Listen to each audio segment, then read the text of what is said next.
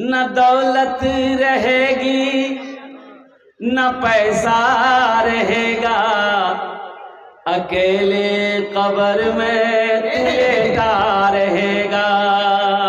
न दौलत रहेगी न पैसा रहेगा, अकेले कब्र में तू लेटा रहेगा।